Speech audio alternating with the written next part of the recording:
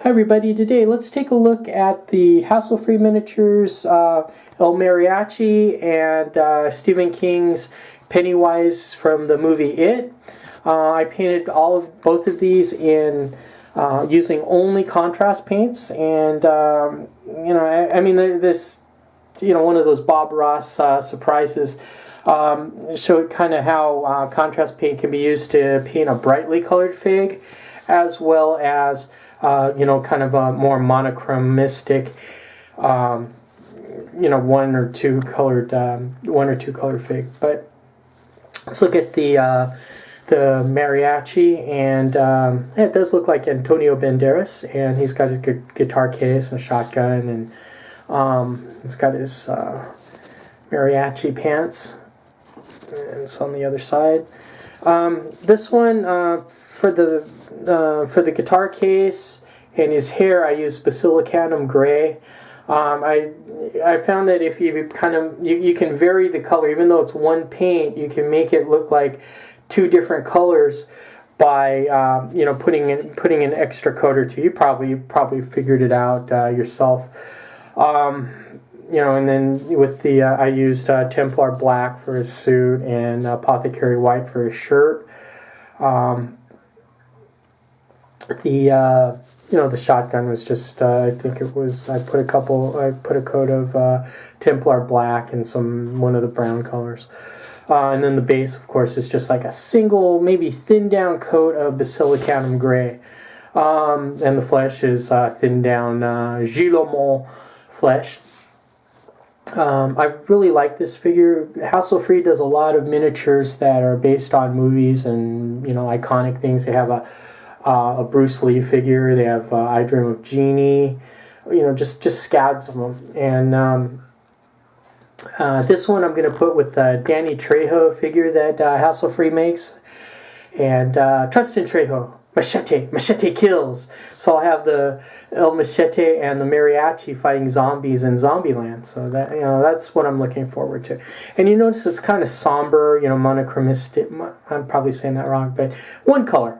One or two colors. So you can use one color of paint and vary it a little bit by either thinning it or putting more coats on, and you can get different shades. Look at the bottom, the ground, which is basilicanum gray, and his hair and the guitar case. So that was all one color. That was all basilicanum gray, and then I just kind of varied it, and there you go. Bob's your uncle.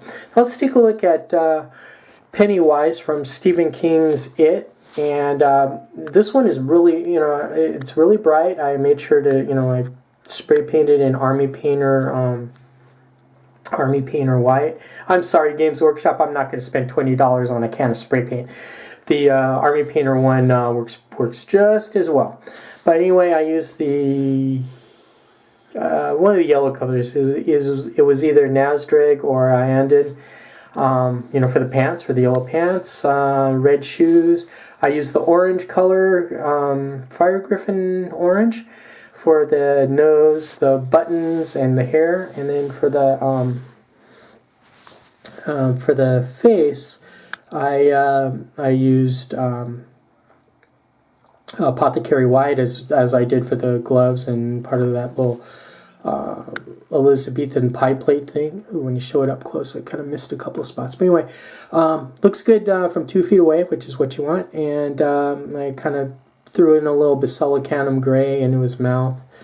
Can kind of see his teeth, and then I just kind of I used a Sharpie to put the eyebrows in. Here's the back. Now, what I did for the blouse was I did use I painted it with I think it was orc flesh contrast. Then when it dried, I actually used a purple craft paint. I kind of dabbed it on there. His top is kind of it's kind of purple and green striped and kind of like a mottled effect on the vest part. And you can kind of see that a little better on the front. And and basilicanum gray for the bottom. This one I might use for Uncle. I think his name is Uncle Zoink in the Zombicide one, or I might even just use him as a zombie. Yeah, killer clowns. You know, Stephen King said he was scared of clowns, and you know, Pennywise. This is the Tim Curry Pennywise, by the way, which I think was a little more scary than the Skarsgård version. But anyway, you know, thanks for letting me prattle on about this. Give me a hearty thumbs up. Stay safe, and thanks for watching. Subscribe if you haven't, and there you go. Thanks for watching again. Bye now.